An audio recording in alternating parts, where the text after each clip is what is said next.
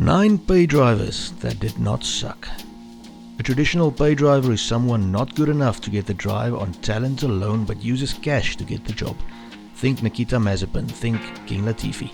Wikipedia defines a pay driver as: a pay driver is a driver for a professional auto racing team who, instead of being paid by the owner of their car, drives for a fee and brings with them either personal sponsorship or personal or family funding to finance the team's operations. End quote.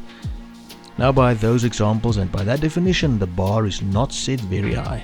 But ever since watching the movie Rush years ago, seeing that Niki Lauda may have started out as a pay driver, it's bugged me to no end that some of these guys were actually very good. So let's have a look at pay drivers that did not suck. Yes, the pay driver model of the 90s and earlier seems dead now. Quoting an article on motorsport.net, James Vowles, I wonder if his cousin is Rob Consonant's dad joke. Daddy, chill. Said, and I quote, "Now, also what you're seeing is individuals, including ourselves. We're investing right down at the level of karting and paying for drivers to come up. But the point is the investment is there from teams right at the junior levels in order to bring up and form a meritocracy so that by the time they come to us, they're experienced individuals. So it's not that rookie drivers are dead, not by any stretch of the imagination, but I think this concept of taking a few million to put someone in the car is not the way that we can perform these days. Otherwise, you'll fall back." End quote. Former AlphaTauri boss Franz Tost, who has overseen the formative Formula 1 seasons of Seb Vettel, Max Verstappen and Daniel Ricciardo, said, "The pay driver is out. First of all, most of the time, the pay driver is not the fastest one, and the FIA with a super license has stopped this." Guenther Steiner, former boss of the Haas team that for 2022 cut ties with Nikita Mazepin, whose father's Uralkali company was the team's title sponsor, said, "In the old days, you had teams which were financially not stable. Now we've got 10 very solid teams. So nobody needs to rely on a pay driver right now because Formula 1 is in such a good spot." End quote. So okay, the model seems to be dying. But Joe still reportedly contributes something like £30 million to Sauber's budget through his sponsors, and Tsunoda is very closely linked with Honda engine power. So there may be something in the pay driver yet. Now let's get this list going. One disclaimer, we're looking at drivers that started out as pay drivers. If they then proved themselves worthy and got signed further purely on merit, good for them. They still made the list. You just made the list! Number 9, Pedro Denis. A name many of you won't know. The Brazilian Denis raced from 1995 to 2000. He started 98 races for 40 Ligier, Arrows and Sauber and scored, get this, a majestic 10 points. Denis only started karting aged 18, and by 24, his family's millions had bought him a Formula 1 seat. As Wikipedia puts it, despite his lack of success in F3000, he was guaranteed a seat as his family and sponsors were paying a significant amount of the team's budget. End quote. Another Wikipedia quote, "In December, Denis signed for the Ligier team for 1996, despite owner Tom Wilkinshaw initially refusing to hold talks with the Brazilian driver. Ligier eventually signed Denis after a shootout test against other drivers in which Denis was the fastest, also impressing the team with his approach and technical feedback." End quote. The man had some other moments as well. In 1997, while driving for Arrows, he ran in third at Spa-Francorchamps, where a bad pit stop pushed him back. He even outqualified teammate and defending World Drivers' champion Damon Hill twice that season. He left Sauber after 2000, and his family purchased a 40% stake in the Prost team for $10 million. The Prost team duly folded after 2001. Well, maybe not the greatest start to this list, but gets better, trust me. Trust me, bro. Number 8, Pastor Maldonado. A personal favorite, stop what you're thinking. Yes, Maldonado had some really bad moments, but the man remains Williams' last race winner. Williams, a team that won over 100 races. He won the Marquis first in 8 years, and it's been 12 years since, with the likes of Bottas and Russell failing to replicate what Maldonado did. Williams were cash-strapped when they signed the pastor in 2011 to replace Hulkenberg. He brought sponsorship from the Venezuelan government through their state-owned oil company. And that day in Spa, he outraced Alonso and Prime Kimi for one of the greatest upset wins in recent Formula 1 history. What else did he do? Well, he entertained the fans and scared the living hell out of every other driver on the grid. I'm not nailing this list yet, am I? Number 7, Lance Stroll. Hey, stop laughing. Give me a chance to make my point. Dad's cash has looked rubbish the last few years, but in his defense, he was facing 4 times champion Vettel and twice champion Alonso.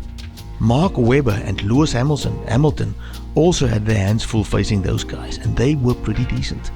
Another man who paid his way into the Williams seat, Stroll, with billionaire Dad's backing, well, he was sort of Latifi classic, wasn't he? Difference is that Lancey Boy has had the odd terrific performance. The man drove a dog of a Williams to a podium in 2017 and scored 2 more podiums for Racing Point in 2020 and qualified in pole for Turkey in 2020 as well. F1 analyst Peter Windsor said, "You could argue that Lance Stroll is the greatest pay driver of all time because yes, he's there because his dad is paying all the bills, but at least his dad has gone out and created a new team out of an old one for Aston Martin. The payment for Lance to be in Formula 1 has been a very constructive thing, and it's given a lot of jobs to a lot of people, and it's a whole new thing." So in that sense, you've got to say, wow, that's a perfect use of being a pay driver. And he's got a reasonable amount of talent as well. Everybody who's an Aston Martin fan should be very grateful Lance Stroll is a Formula 1 driver, because if he wasn't, his father wouldn't have bought the team and it wouldn't be Aston Martin. The whole thing hinged around Lance Stroll. Without him, there wouldn't be an Aston Martin Formula 1 team because his dad wouldn't be doing it, end quote. Do I agree with a man named after a castle in England? Not really. Lawrence Stroll is in Formula 1 to build Aston Martin's brand and make money, not just to fund his kid. That's just a plan B for him, as the quality of Lance's teammates prove. 3 podiums and a pole isn't the stuff legends are made of, and yes, Lance Stroll has shown he doesn't quite have the mental capacity of the elite drivers, but the man does have more podiums than the very highly rated Hülkenberg. Number 6, Sergio Perez. Ah yes, I didn't know Tom Cruise's Mexican twin started as a pay driver either. The first real surprise on this list, but not the last one. According to Sportskeeda.com, Perez was funded by Mexican billionaire Carlos Slim, who funded his excursions at Sauber and later at Force India. The man has, however, certainly proven himself worthy of a Formula 1 drive. Yes, he failed harder than a celebrity doing a Formula 1 grid walk in Vegas when at McLaren. And he has not been close to a match for Supermax at the Bulls. But 6 wins and 39 podiums by April 2024 is not a bad haul for a man that had to pay his way into the sport. A solid argument can be made that Perez can be possibly the best driver that started as a pay driver in the 21st century. And he turns this sorry up to now list around and saves my non-existent YouTube reputation. Number 5, Mark Webber. Webber a pay driver? Well, Webber listed higher than Perez? Well, yes, for me. They are 2 cuts from the same cloth. Red Bull number 2 drivers who are pretty decent, but talk a better game than they can deliver. Both are said to be great guys though, for what that's worth. After struggling to break into Formula 1, our second favourite Aussie got bought into the Minardi team by personal sponsors, Foster's and Telstra, with some assistance from a certain Mr. Flavio Briatore. One of these days I will make an awesome video on Crashgate in 2002. Yes, Minardi sucked beans, and Webber was already 25, but he used his big chance and impressed enough to end his career as teammate to Vettel at Red Bull's first incarnation of dominance, winning the Constructors' title and having great battles with Seb, while being one of a very few drivers that managed to fly a Formula 1 car and live to tell the tale. Number 4, Fernando Alonso. What? Did Alonso, the double world champion who could with some better luck have been a 4-time champion, really start as a pay driver? Well, again, I'm referencing Sportskeeda.com. According to them, he too started, I know he started at Minardi, but he started with backing from Briatore, who still manages his career. One of the all-time greats in the sport and still going strong. At over 40 years old, the man raced for Ferrari, McLaren and Renault at his peak, and has made a brilliant comeback at Alpine and Aston Martin since. Alonso also joins Webber in the having flown a Formula 1 car and survived club.